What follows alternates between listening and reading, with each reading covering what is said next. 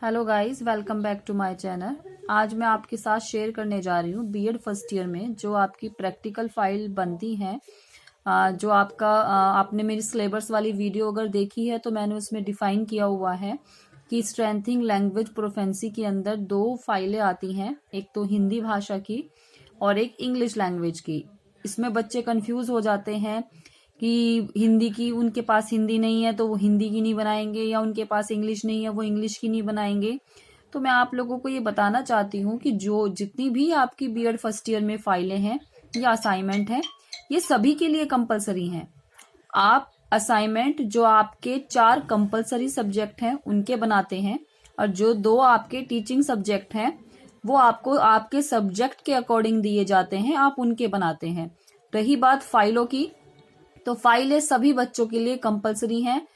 Strengthening language proficiency के अंदर 2 फाइलें आती हैं, हिंदी लैंग्वेज और इंग्लिश लैंग्वेज। आपकी जो नेक्स्ट फाइल है फिर वो आर्ट एंड एस्थेटिक्स की है। फिर आपकी जो 4th फाइल है वो reading and reflecting on text की है, जिसमें मैंने रिव्यू बताया है। तो आज मैं आपके साथ पहली फाइल शेयर करने जा रही हूँ स्ट्रेंथिंग लैंग्वेज प्रोफेंसी के अंदर हिंदी भाषा की। सिलेबस पीछे दिया हुआ है, मैंने सिलेबस भी समझाया है। वीडियो के डिस्क्रिप्शन में मैं आपको सिलेबस वाली वीडियो का भी लिंक सेंड कर दूंगी। अगर किसी को सिलेबस नहीं पता है तो वो उस पे क्लिक करके सिलेबस वाली वीडियो को देख के समझ सकता है। तो इसमें क्या करना है, पहले आपको हिंदी भाषा के बारे में लिखना है, भाषा के रूप लिखने हैं। ये जो भी फाइल है ये बिल्कुल सिलेबस के अकॉर्डिंग बनी है। देखिए, लिखित भाषा, सांकेतिक भाषा,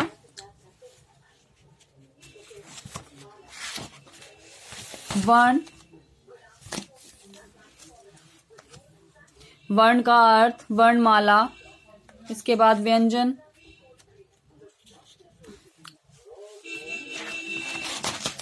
वर्ण के भेद, स्वर, स्वर के भेद, व्यंजन। ये सारा नॉर्मली 8वीं तक का हिंदी ग्रामर की फाइल बनती है, ज्यादा टफ नहीं है।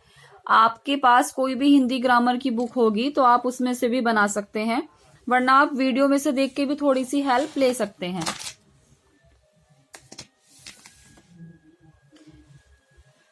मात्राएं,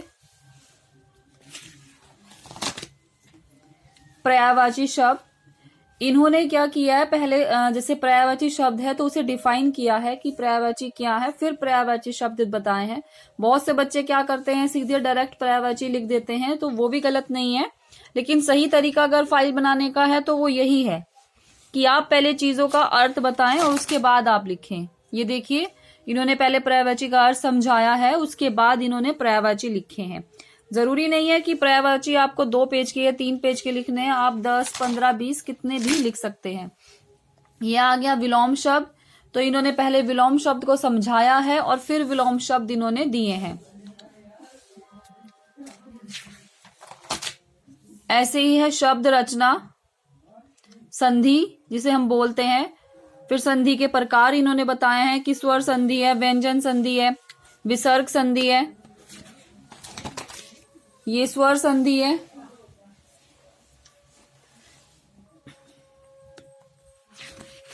इन्होंने एक एक एग्जाम्पल देके बताया हुआ है।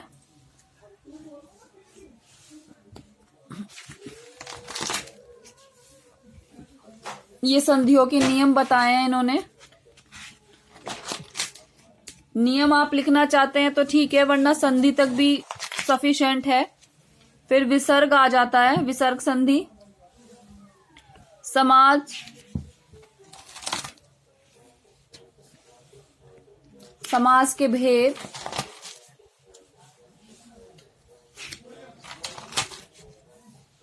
ये सारे भेद लिखे हुए हैं, कर्मधारय समाज, बहुव्रीहि समाज।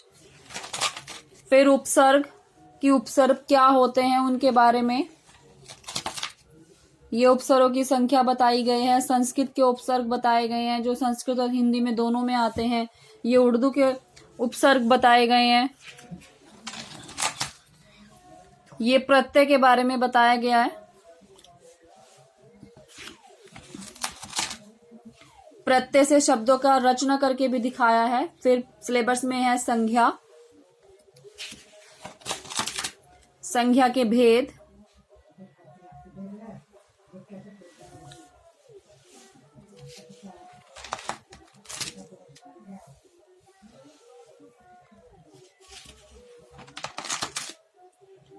ये सारे संख्या के भेद बताए गए हैं। सर्वनाम, यहां से सर्वनाम स्टार्ट हो जाती है। फिर सर्वनाम के भेद हैं।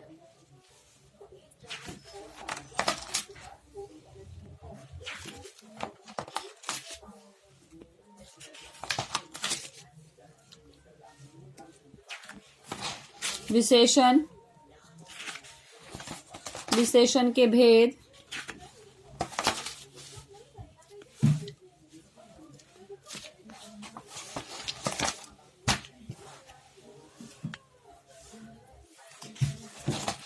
क्रिया विशेषण, फिर क्रिया के बारे में बताया है।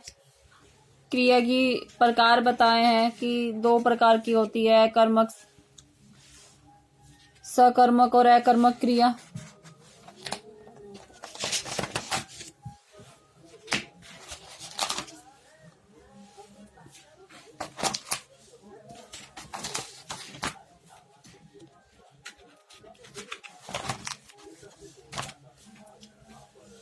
फिर जीवन परिचय बताया है कि जब कथा का कहानी का जीवन परिचय लिखते हैं तो कैसे लिखते हैं। कहानी लिखने से पहले जो कथा वस्तु होती है, चरित्र चित्रण होता है, संवाद होता है, देश काल वातावरण उद्देश्य शैली, इस तरीके से कहानी लिखी रहती है।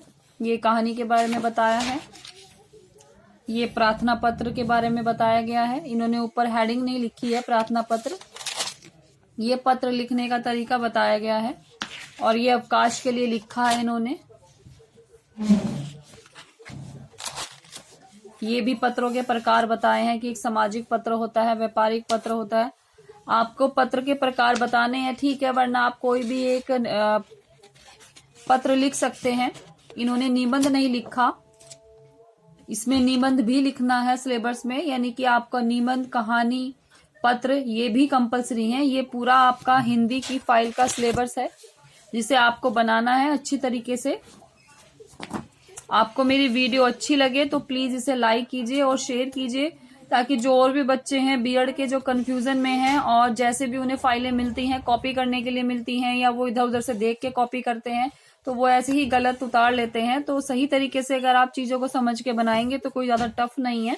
सिलेबस में नॉर्मली सारा 8वीं तक का ग्रामर ही है, जो नॉर्मली ग्रामर होता है हिंदी में, उसे आपको सही से लिखना है। अगर आपको वीडियो अच्छी लगी और चैनल पे आप पहली बार आए हैं तो पहले सब्सक्राइब कर लीजिएगा और दूसरी बात चैनल को शेयर कीजिएगा वीडियो को।